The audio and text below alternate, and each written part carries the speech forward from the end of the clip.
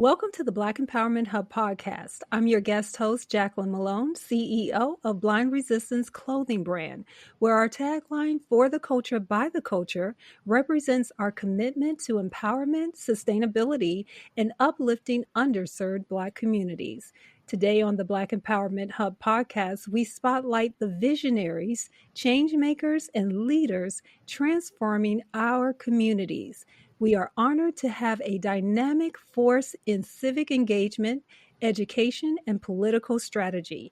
William R. Riley, Chief of Staff for Jawaharial Omar Williams, will join us on the show after this short message. This episode is brought to you by the Support Black Excellence Foundation and their Support Excellence Initiative.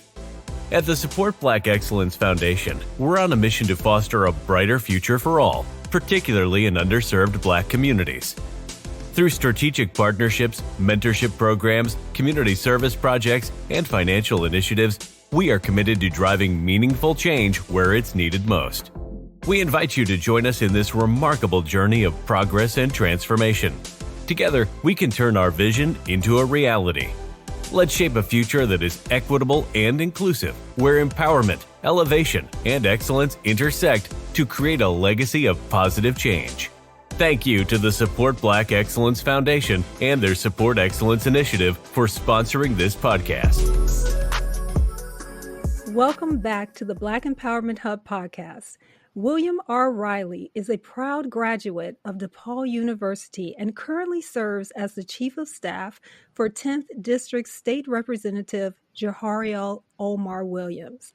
Over the years, he has made a remarkable impact as a consultant for civic organizations, labor unions, and numerous political campaigns, raising over $1 million to support public servants in their missions. William is a recipient of the 2013 Congressional Black Caucus Scholarship and has been an on-call host for CAN TV 21's program with the Chicago West Side branch NAACP, where he discusses civic engagement. Additionally, he served as a political analyst on WVON 1690 AM in Chicago, offering valuable insights on local and national issues. William has consistently used his platform to uplift underserved communities. Today, he joins us to share his thoughts on leadership, community empowerment, and the exciting developments happening in South Austin, including the $17 million expansion of Malcolm X College West Campus. Let's welcome William R. Riley, a true advocate for progress and equity. Welcome, William. Hi, Jackie. How are you? I'm good. I'm doing great that you're on my show now. Okay, all right. That's great. Thank you for welcoming me to your platform. Thank you very much. Absolutely. Yeah. William, we have a tradition on this show where I always start with an icebreaker question. You've worn many hats in your career. If you could choose a name or nickname that captures your current role or aspirations, what would it be and why? I've had many types of other opportunities, and I'm always looking to learn something new. It never stops. I consider myself a universal learner. Much if you go to a university, some of us who went to universities have a myriad of different things that you can major in and just come in there and learn about and understand. So I consider myself a universal learner. You're always learning. You never know everything. And I just think that's the best way to be, because that's how you grow. You grow through learning. No one ever knows everything. So that's your name. That's going to be your nickname, Universal Learner. I'm a universal learner. Yeah. I want to know about people. I want to know about things if it sparks my curiosity, and maybe be able to incorporate that knowledge, that wisdom into what I do, or to helping other people. So I think the key is to learn as much as possible and to continue to learn. Awesome. I love that, because I love learning too. I think that's a great thing. Yeah. So let's take that and teach our younger listeners right now. What does the Chief of Staff role do? And what is its importance to the Illinois House of Representatives and to 10th District State Representative Jawaharial Williams? Okay, so as the chief of staff, I'm basically the liaison as to the representative. And most representatives, they do, many of us, if not all of them, have chiefs of staffs. They run an office or two. We have our district offices, which I run within this district. We have a total of 100,000 people in one district. We go from Garfield Park to Lincoln Park, Humboldt Park, Parcel Lawndale. So basically what I do is I manage the constituent services. We manage the projects with the help of two co-employees, and I have a list of interns, and I have a couple of part-time employees that come back and forth, as if they're out of school, but basically manage them. And then we have an office downstate there is to make sure that the needs of the district are met, whether it's from a constituent services need, someone has need, they're inquiring about their professional license, they're inquiring about their state ID or some type of services, unemployment. We basically provide that. It's really about customer service. As well as what we do is we make sure we promote the representative and the legislation that he is trying to produce or that he is co-signing on to. It won't just be me. Sometimes it will be his scheduler, Sharon Branson. Sometimes it will be his PR person, Jontel King, and he might have to send us to an event for him. If he's got family time or he's going to another event he's trying to accommodate, he'll oftentimes send one of us as his representative. We'll speak on his behalf.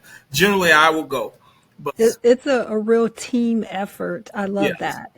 And very supportive of one another in the initiative. And there's a singular goal in mind, and everyone's geared to reach that goal. I love that. Yeah. Very team. Let's talk about your public service and inspiration behind that. Mm-hmm. You've had a long career, graduated from DePaul University, and you're, of course, the chief of staff for the 10th District State Representative. Can you share a bit about that journey and what inspired you to dedicate your career to civic engagement and political consulting? As a young man growing up, I watched the news at probably 7 to 8 with my mom, and I've always had questions about society and how it ran. And we see public servants from a distance. We see things that they do. I've always had this need to want to serve people, to want to help people. And that's really what it's about. My real initiative to jumping into Politics 100 is I was a union steward for SEIU, 73, many years ago. It's very popular union now, as you can see. And then I did some work with the Teamsters. And I had a career. I worked for the University of Chicago with Michelle Obama for a while. Yeah, many years before the whole Barack thing. Got involved in politics after I graduated and just kept working campaigns and understanding the cause of what people needed and what they were trying to do and what they're trying to accomplish. And that's, excuse me, get these late hour phone calls. But yeah, 1 second. Okay. Yes, see, work is never done. It's after hours and the phone is still ringing. All right. So you see, work is never done. But they're gonna have to stop. Can't answer you right now. It's after hours. This is where we at. See, this is where we at, Jackie.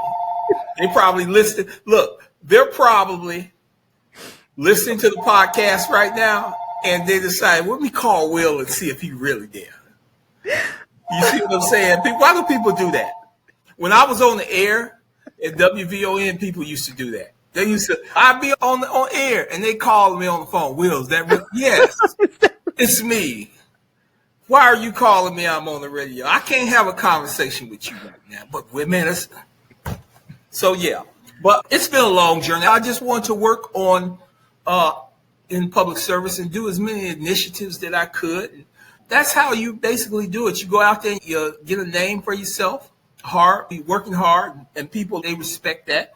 And hopefully you get a shot. Somebody catches on to your work and sees your passion, and you get a shot. How you spoke about the passion for service and wanting to give back, that's me all day long. It's like the reason I exist, honestly. Always somebody out here who needs assistance and need help. Yes. And I think our jobs as human beings, they say, what's the meaning of life?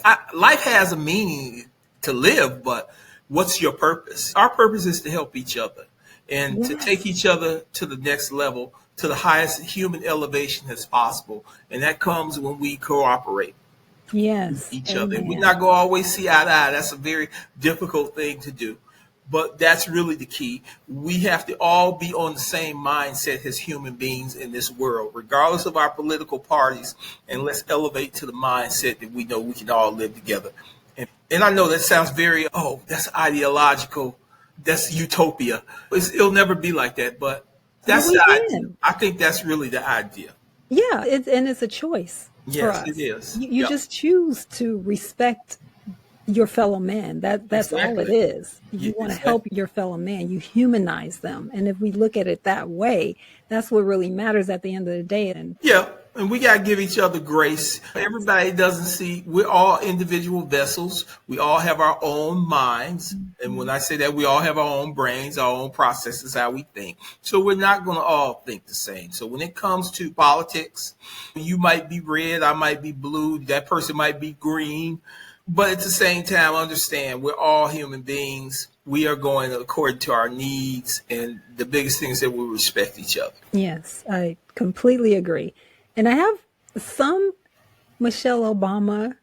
I worked at a law firm that she worked at, even Okay. though, Work for Michelle, me call up, right? well, nah, Hey, girl, what you she doing? was gone long before I got there. But I found that out later.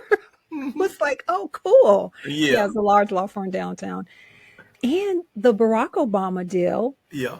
I met him on the street when he was becoming like senator. I When loved he him was so senator. much. Yeah, I loved him so much. And I met him. He stopped. He was in a rush. He just stopped yeah. and shook our hands. He was so nice.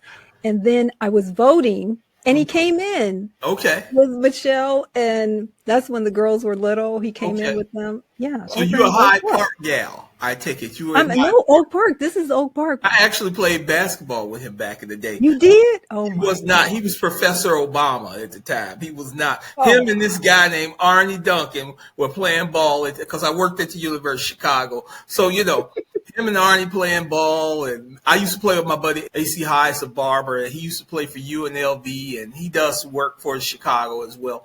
We're playing ball, and this guy he can really dribble. He's really a good ball handler. He falls down, and then Arnie picks him up, and we like, who's this guy? Who's this dude here? We're going, all right, who's this guy? But the funny thing is, a few years later, and he was state senator at that time, but we didn't know. A few years later, I'm looking at this guy run for Senate myself. And I'm like, oh, that's the guy we used to play basketball with. So every now and then when I do see Arnie Duncan and he runs Chicago CRED, which is the violence prevention organization, I remind him, hey, man, you remember we were playing ball? crazy. That was really my first introduction to him. But I met him many years later because I worked on this campaign. And I had an opportunity to meet him a couple of times, and we talked. It's just so normal and Yeah. inviting and all that. Straight to business, but very approachable. Yeah. Very nice guy. Barry's very nice. He's nice. Yeah, very. Hey, Barry. Right. On our program, we looked for opportunities to inspire and empower our listeners. We know that reaching positions like yours doesn't come without its challenges. So tell the listening audience what challenges you might have faced in your professional journey and how those experiences have shaped your approach to leadership and service. The challenges that I have faced the most is trying to do his best job as possible.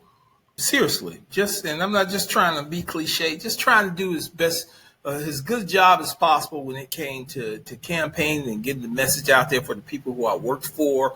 It becomes very challenging, and hoping that your candidate wins, and hoping that your candidate or any candidate sees enough in you to say, hey, I see the passion in that guy, and that guy really is meaningful in what he likes to do, that person, and just wanting to be noticed and acknowledged. I think that's what it comes down to. That's what we're all trying to do. We're all trying to get someplace in life where we feel is the perfect spot for us. You got to get around people and know people and network. And here's the biggest challenge, and I'm going to be somewhat blunt with this.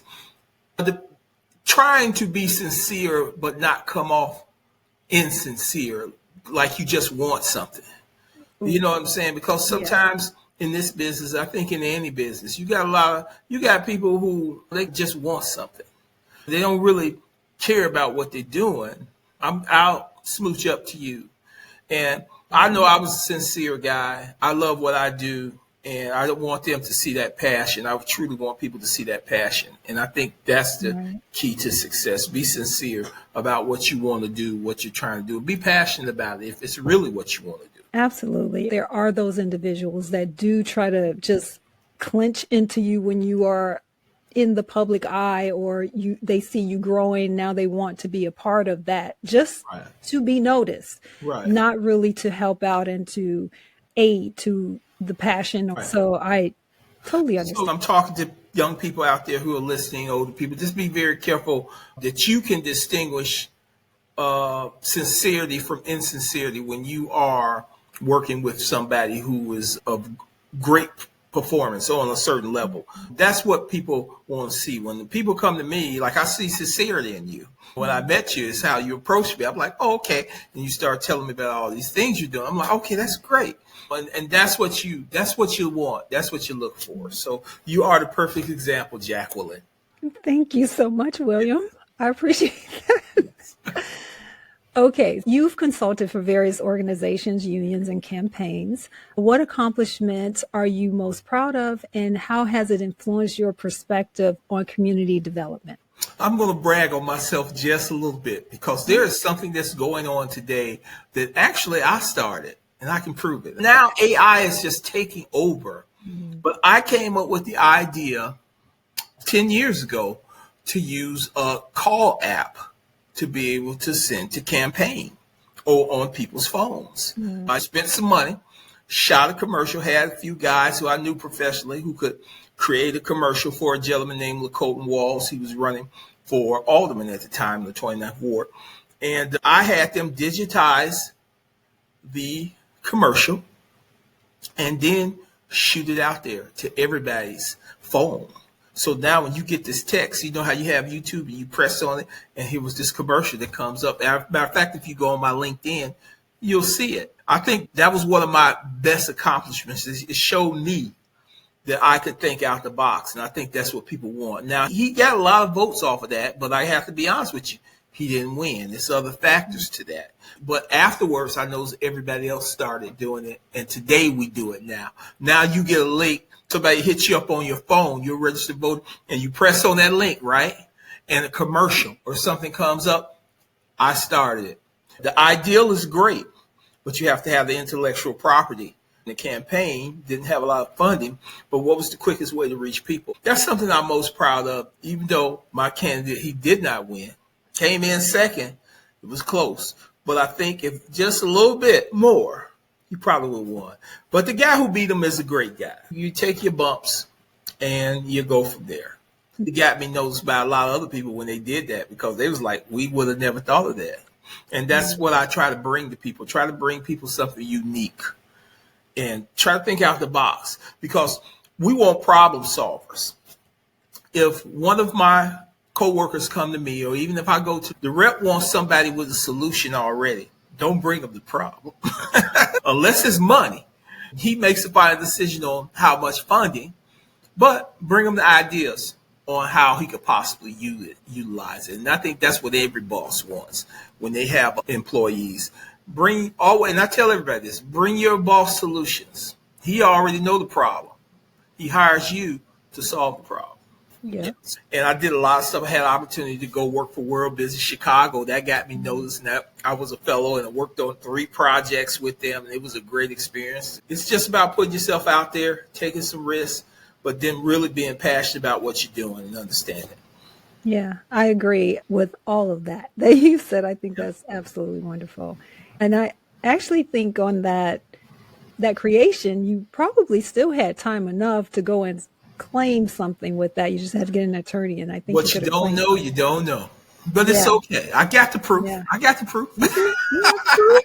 I got We the know it point. was you. I used the application. I did it, and it's a good piece to reach people. And Right. that's what you're trying to do. It's marketing. Yeah. The Support Black Excellence Foundation, Inc., is a nonprofit that aims to help close the poverty gap and unemployment gap through education, entrepreneurship, leadership development, and workforce trade skills training and placement. What would it be if you could implement a transformative policy to advance equal rights and employment opportunities in underserved communities? I was just at Chicago Bulls Noble Charter Schools last week. They had their annual Thanksgiving event for the students, and I had the opportunity to speak on behalf of Representative Williams. I believe in education, but not just formal education, because I know we all go out here. Some people, they want to be accountants, and you want to learn sociology, psychology, political science. You want to get your degrees in that, but also job training is very important. We need builders too. We need people know something about engineering. We need people in the medical field. We need people who can be auto mechanics. So I believe trades are very good too. Trades are great. There are many people out here who are great learning with their hands to cerebellum, if I may say that. A lot of us are cerebellum to hands. We learn, then we practice it with our hands. But then you have that other group, they're the exact opposite. So yeah, you could be a mechanic, and then they figure stuff out. They can fix a car, create an engine, because a lot of people are hands-on. So I believe in the trades, very important. And the trades are really the skills that pay the bills and that keep communities going. So yeah, I can sit here at this desk all day, but it was a tradesman that made this desk, that made that mic you're talking on, that made this, my sweatshirt that we debated about. Trades make this. Trades make that wall, this chair I'm sitting in, and that's what it's about. So I think we need to increase that more, and that's how you begin to build a community. It has to be the trades, and we have to push it. There are some young men, young women, old men, old women. College is just not an option. They have not been introduced to that in a while. It was something that they might have left. Their education might only be high school. Some people probably didn't finish high school. They had to go back and get a GED. Some people probably did go to college, but it didn't work out for them the same way with that degree. So trades is another option. I believe trades are just the greatest. Construction, carpentry, bricklaying, so many types of things out here people can do. CNA, nursing, and you can go to college for that too, of course. But I think that's perfect. But we have to introduce people to that. Young people, introduce them and reintroduce them. Yes, yes. Because it should start in school where they're learning those trades and then move on from there. And we should introduce children to everything. Yes. Everything, so they can decide as they go up, I'm exposed to this, I'm exposed to that. I didn't like those, but I like this. And that's how they know what's right for them. Yeah.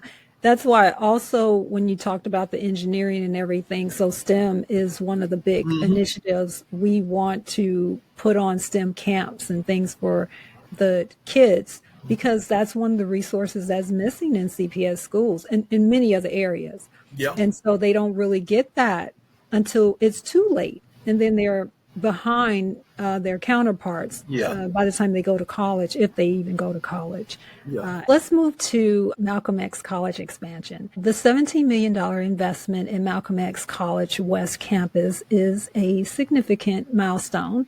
You and I both attended the groundbreaking ceremony for that project. What impact do you hope this expansion will have on the community? I hope more people will be exposed to Malcolm X College and understand that they can better their lives and correct their lives through training and education. Malcolm X is a medical college, and they specialize like radiology and nursing. And this is an extension if you want to be a CNA and even a nurse. So they want to add more programs on there that are more certificate oriented, which I think is very great. And I think exposing it to people on the west side, saying, hey, we're building. You don't have to walk the streets of Madison all day. Come in here, get this education, improve on your life. That's really what I hope for. It would be beautiful for people to just wake up one day and say, man, you know what?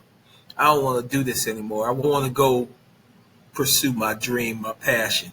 And I know that's easier said than done, but understand you got to go through a little something when you start to transition your life.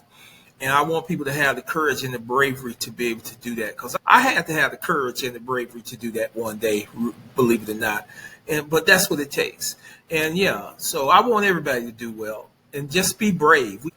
And we have to be supportive of each other. And that's really how we get things done, you know. Yeah, I love that, honestly. How do you think projects like the Malcolm X College expansion contribute to neighborhood redevelopment and equitable access to economic opportunities for South Austin residents? It's unfortunate that over the years, politically, many neighborhoods were shut out of the prosperity. I hate to use the dirty word, the ism, but it's unfortunate. It seems very much like that, where these neighborhoods were somewhat ignored based on their political views. They didn't want to empower the person over there who was probably the alderman or the state rep. They didn't agree with this person down here. So if I don't build over here and I keep them at a certain economic level, I'm saying too much now. But I'm just going to be real with you. If I keep these people at a certain economic level, I won't have to worry about them changing on me, switching up on me.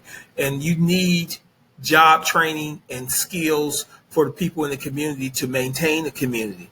You need that. That's what makes a strong community. It's economic development, encouraging people to be entrepreneurs and have their own stores and have their own cleaners and their own car washes. That's theirs in the community. They live in the community, because the community needs to be sustainable through its own economics, not just through the big 500. That's a different level of economics. But these people, remember, they live in the neighborhood. I remember growing up, there was this store on Madison, 5400 Madison, called Big Ten. Some of you out here who are listening probably remember that story. I'm from Austin, and I remember the father and the sons that sat behind the counter. It was a black store, and we used to go up in there. You want some potato chips, or you just want to do some shopping, and you did that. And they live right around the corner from us. And we see them every day, and we see the gentleman walk into his store to open up, and we see his sons. So I think that's how important something like that is to a community. It helps a community be self-sustaining, and they can hire people from the community. And it keeps down property taxes, because property taxes is a big deal right now. If everybody's working, everybody's contributing with stabilized property taxes, everybody can live the best life possible. They can send their kids to whatever school they want to send them to and make sure they get the best education possible and have some of the best lives. Young Jackie, I remember a lot of stuff, and it wasn't like it is now. And I just know what happened. We say connect the dots. If I'm a detective, I'm a social detective, a social science detective. You backstep what happened. You broke down. If the community is broken down economically, it gets broken down socially. Yeah. So it's a whole lot more stuff, more nuance. But that's what it takes to build back a community.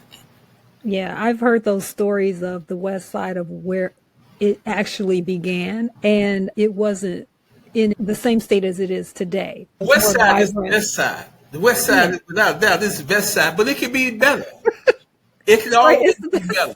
Every side of town, south side, north side, east side in the river. This is downtown area. The downtown area is the east side. They call it east now. You got west town. It could be better. All sides of town. Oh, listen, you may not know this. I'm originally from Gary, Indiana. All right. Now, growing up in Gary, it wasn't like it is today. Right. So I have those stories too, of knowing the decline of what it looks like today in certain areas, that is. Not all areas, but it's interesting. I'm actually working with someone now wanting to help to rebuild the area within Gary. Let's stick to this a little bit, the redevelopment piece. Redevelopment has the potential to revitalize neighborhoods, creating jobs. You mentioned that piece. It also has the opportunity to attract tourism and foster community growth. So through strategic partnerships, job training programs, and support For local businesses, these initiatives can ensure long-term economic benefits for its residents. What strategies or partnerships are being pursued to create sustainable employment opportunities in neighborhoods undergoing redevelopment? We have a lot of organizations over here on the West Side that collaborate together to try to bring business to the West Side, the Austin community, the Garfield community. And we got the NAACP, we got the West Side NAACP, we got the Garfield community stakeholders that's ran by Reverend Walter Jones. That's somebody I can introduce you to. Carl Branson of the West Side NAACP, I can introduce you to him. They're trying to work together, and they have different things. Some are violence prevention, some are more business oriented, to try to encourage entrepreneurship and bring business into the community, encourage people to be business owners. Housing. We have organizations that work together in housing and try to encourage people to buy homes, pay taxes and property taxes. So talk about what new initiatives we're trying to do and try to help to give state reps and aldermen and Congressman Danny Davis, give them ideas to go back to Washington, to go back to Springfield, to go back to city council and produce bills that will be very helpful to the people in the community and get them up to speed, get everybody up to speed where they need to be. There's so many organizations out here. Major Adams Community Center, ran by Kenny Butler. They do such a great job as well. Just a lot of great things happening, and just not here on the West Side, but on the South Side as well. A lot of people are doing things, and that's what makes a great community. Yes. Yeah. All working together. We're not going to always see eye to eye on everything, but when it comes for the good of the group, for the good of the people in the community, yeah, we come together. And you mentioned those partnerships. That was going to be one of my questions too, about which part or additional partnerships, I guess I should say, that are involved in these new initiatives. And I do want to make mention that at the groundbreaking ceremony, it did garner the support of Mayor Brandon Johnson and individuals like LaShawn K. Ford, who's the state representative for the 8th District. Yes. So the unity that I saw during that day, that groundbreaking, was admirable, because there were folks from different districts who all came together for one goal in mind. Well, Malcolm X is a big deal. It's one of the top city colleges, especially if you're going, we're talking about medicine, and you're going into the medical field. As it relates to African Americans, we need more African Americans in medicine. It's unfortunate that many African Americans, when they come in, they're ill, they're overlooked.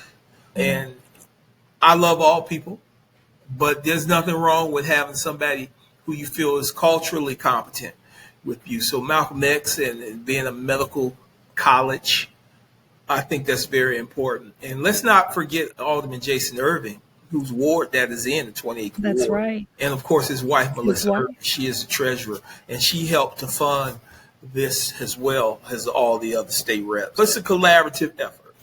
Yes, and a wonderful one, too, and well-deserved. William, the state of Illinois, it has a vibrant history, and that is also with architecture within its cities and suburban neighborhoods. So how do you approach balancing capital improvements with preserving the character and culture of neighborhoods like South Austin? We talked somewhat about a decline of it or it staying at a certain point, but how do we get where we need to go, but still preserving the culture of it? And the West Side is synonymous for many things. Martin Luther King lived on the West Side of Chicago when he came here. There's a King statue up on Cicero and Chicago Avenue. The way you preserve the culture and the history is to look at the community. What are the community highlights? People go to different types of community because of the culture. And it's like when we go to Pilsen, this is a Latino, Hispanic community. Mexican food is always the number one thing. When it comes to soul food, we have MacArthur's. We have a couple of other 365 on North Avenue that's in Austin. So, see, I'm giving out shameless plugs, but it's okay. I want everybody to do well. But what are the community highlights? What's it known for? Austin used to be called the flower district of Chicago. It was flowers printed all down. When you go down Madison and Austin, once it started at Cicero, there would be flower beds in the middle of the street going all the way down to Austin Street. So, and that's what will bring attention to a community, help to build it. What historic homes do we have over here? Who came from this community? Robert Townsend comes from West Side. He comes back. Y'all know who Robert Townsend is. It's Meteor Man, but the Five Heartbeats had the opportunity to meet him and talk to him. We have so many other people. I was talking to Wood Harris the other night. I grew up with Wood Harris. He said he wants to do some things. And I just think highlighting those individuals who have went on to do other things and very successfully and coming back and highlighting the culture of a community sparks curiosity in people. I think that's how you do it. And plus, we have to have a great educational system, which is another subject. But having great schools, people move into neighborhoods because the schools are great. So having great schools count as well. So that's something that we're working on with, of course, with the mayor and everyone else in the Chicagoland area. Let's talk about the educational impact a bit. So as a former educator in Chicago public schools, how has teaching influenced your approach to addressing systemic challenges in education and equity? You can't teach every student the same. You can't communicate with every student the same. And in life, as you get out here and expose yourself to more people and you network, and I'm pretty sure you know this, there's certain people, you have to approach them differently. You have to understand them, study them, and then approach them differently so they can understand where you're coming from, and then hopefully you guys can collaborate. So teaching has taught me a lot. As far as being a good parent, I've always tried to be a good parent. My son is adult now. His voice is deeper than mine. He got more hair on his face than mine. I'm jealous. But yeah, so teaching is so hands-on. You pick up a lot from that when it comes to dealing with people. I like to teach too. Always, even when I get my interns in office, I teach them something, and you need to learn something when you're here rather than just let me give you a task and we do this. And we go on trips, and so you can learn and understand what we do and how we do it. And that's what's very important. That's wonderful. Yeah. Our foundation has a community engagement objective. This podcast is part of that scope, and we look forward to expanding to forums and community events. Having co-created events like Arts Against Violence and the Juneteenth Parade, how do you believe cultural initiatives can complement formal education to strengthen communities? After-school programs are like complements to learning. So when you have the Juneteenth program that we created, the parade, Black history is not being taught in school, has not been taught in school like it should be. It's not always because they don't want to teach it. Sometimes it's about time and what's on the subject agenda.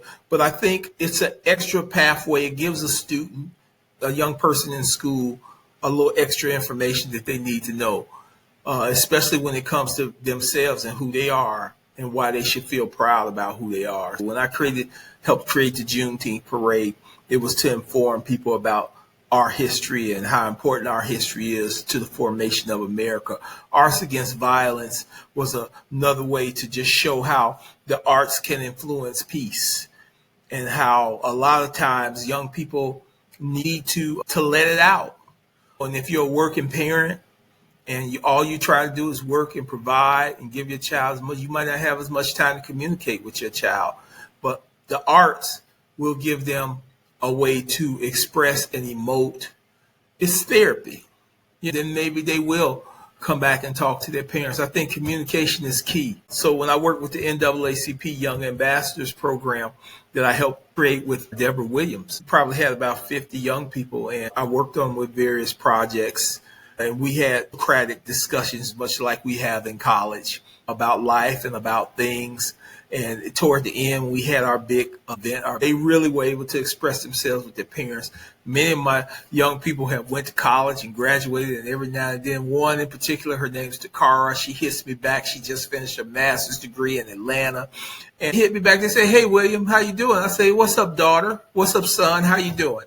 They're doing well. And that's the importance of those alternative programs, the after school programs. And it's our design to increase their learning efficiency and help them be more knowledgeable about who they are and where they come from and how important it is that they play a role in our society.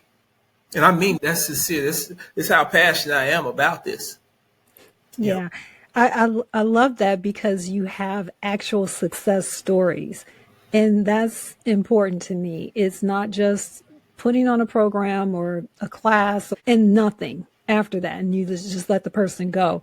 You actually have some results behind it. My kids, people generally come back to me. They come back to me. They'll still text me and say, hey, I'm out of school. Can I come by the office and we work on a project? We do something? I'm like, sure. Yeah. I think that's awesome. That's great. You spoke to college students about pursuing their dreams in the PBS series, Road Trip Nation. And I'm curious to learn what key messages you shared with them and how they resonate with the work that you do today. So in 2018, had the opportunity, a friend of mine from World Business Chicago, she called me and wanted to know if I would go speak Olive Harvey on behalf of the students that were there. They were doing Road Trip Nation, if everybody's familiar with that, the PBS show. So they were there, and I was like, sure, I'd go. And they were asking me about succeeding and success and what does it take. And I firmly believe in this, that in order for you to succeed, sometimes you have to leave certain people behind. But wait a minute. When I say leave certain people behind, I don't mean abandon them. What I'm saying is if you on another path to doing something, they don't necessarily have the same interest. They're trying to go to another path. It's okay to say, hey, man, I want to go do this, but let's hook back up later and just collaborate on something else. Sometime to go someplace else, just be willing to spend less time with them and more time with chasing what you need to do. It took them a minute to get it because they thought it sounded cruel, but it's not, because I'm pretty sure we all, when we really think about it, there's a few people in our lives may have been with us for a while, but man, something sparked your interest and you got to go over here and say, man, I'll see you later. We still boys, but I got to go do this. And your friend will tell you, sure, be friends enough with your friends that you guys can leave and go pursue your quest, go on your life quest, and then come back. And you guys are still friends. And don't give up. Don't give up. You might hit rock bottom one day. You might hit rock bottom a couple of times. And I know this. I know this very well. Sometimes the second time hurt worse than the first time. But you get back up. You pick yourself up. You lay there for a minute. Get your ground. Feel the ground. And then you get back up and you start back. And I hope that's encouraging to somebody. You keep going. Because you got nothing better to do. What you going to do? Stop? Suppose you're walking in the desert and you know the oasis is 2 more miles. But man, I've been walking already. I've already walked 10 miles. I can't do it. You going to stop?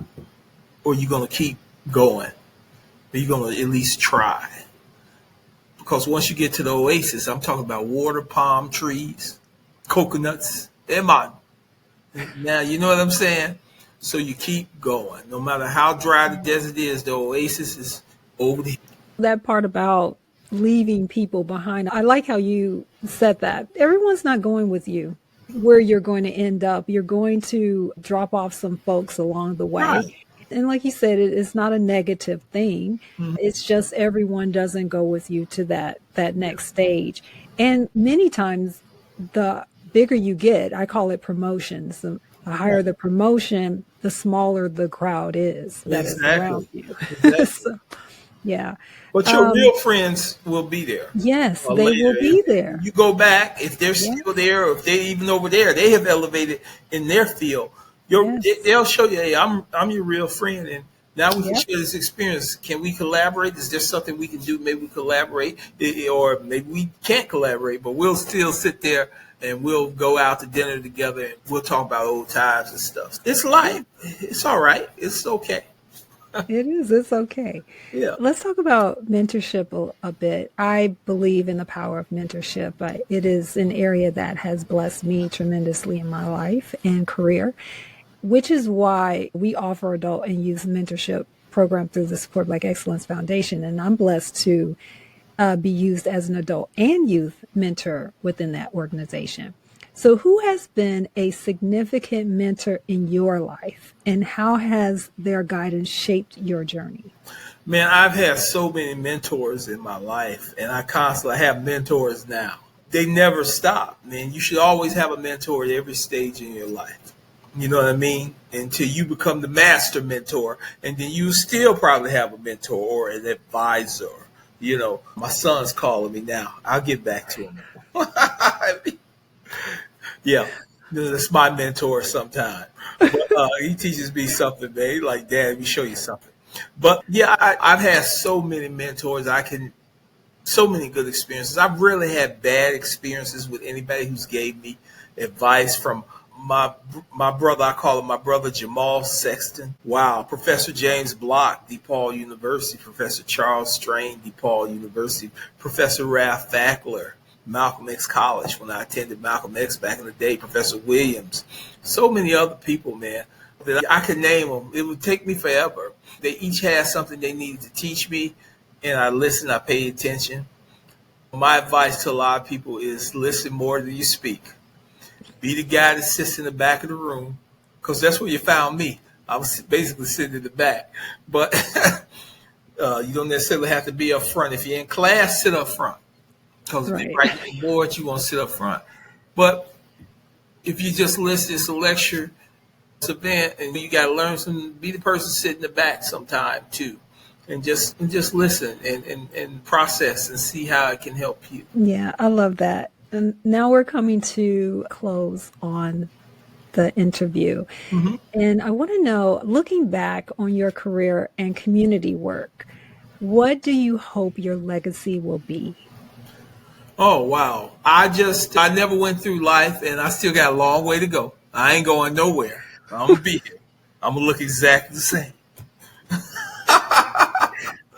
Yes. Just go find that vampire. But I never really thought about a legacy or anything like that. But if God takes me, I just want to be remembered as a person that really tried to help people. You know what I mean? Because nobody is remembered forever. They might build a monument, put your silhouette on a wall or something, put your and that's great.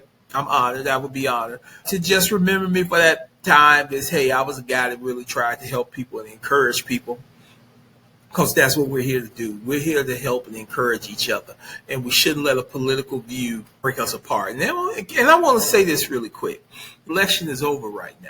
I had some friends who had some conflict with the candidates. One was supporting, one was not supporting. And I told them, at the end of the day, do not let a political party, an entity that's non-existent, come between you, your friends, your family. You are separate minds. You have separate ideas. You have separate needs, but each other. You love and respect each other. You did that long before these two political entities ever decided they were going to be competitive toward each other. Don't break up your friendships. And I say this as a person in politics. Do not break up your friendships and your family and your significant other over a political philosophy, because at the end of the day, I'm going to keep it 100 with you, they're going to be all right. They're going to be all right. No disrespect to Kamala. Kamala, unfortunately, she lost. We supported Kamala. But Kamala going to be all right. She would tell you, you don't break up your family. Trump is going to be all right, whether he won or lost. He's going to be okay. They were out here trying to compete. Whatever heartbreak or moments you had with your family members, your friends, heal those. Because I'm seeing a lot of that lately. I'm glad you gave me the opportunity to say that on this broadcast. I'm a guy in politics. Don't break your family ties for that. They're only in office for 4 years. Maybe they can extend it longer. You guys need each other during those times that person's in office. You're going to need each other. You always need each other. That's what I want to tell people out here. Don't allow that to happen. Your family is your family. If your wife or your husband see things differently, that's okay. Let them do that. But remember, you love each other and be together and be with each other. And that's what's important. All right. Yeah, and I agree with that. And also, we're going to need each other, even in business. In our nonprofit organizations, I think partnerships are going to be key for us to be able to maneuver through these next 4 years, Yeah. and family, of course. So being apart will just eliminate us all. So we have to come together. So, welcome finally. How can our audience support your initiatives and get involved in the causes you're passionate about? Is you can reach out to me at the office. My email is WRILEY period 10 T as in Tom, H as in Harry, district, DISTRICT at gmail.com. That's my email, wriley.10thdistrict@gmail.com. And email me about your issues that you may have and your concerns and what you'd like to see happen. We want to hear from you here at the 10th District. So you can call the office too. It's 312-265-1019. I'm also all things social. You can go on my Facebook page. I'm William R. Riley. Don't leave nothing crazy on there. You can message me. I'm on LinkedIn as well. You can reach out to me. Awesome. Well, William, it's been a pleasure having you on the podcast. Your work with Representative Jawaharial Williams and the contributions to civic engagement, education, and community development are genuinely inspiring and resonate deeply with the goals we aim to spotlight on the Black Empowerment Hub podcast.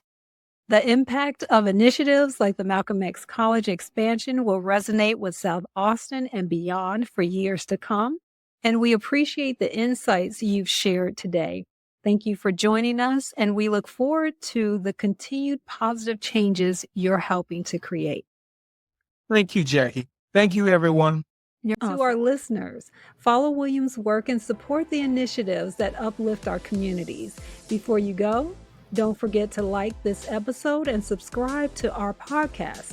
Your support helps us bring on incredible guests with powerful and impactful messages. Thank you for being part of our journey to uplift and empower. Stay tuned for the next episode of the Black Empowerment Hub podcast, highlighting individuals and initiatives that are changing the world. Thank you for joining us. Stay empowered, stay involved, and always remember, real change begins within our communities. See you next time.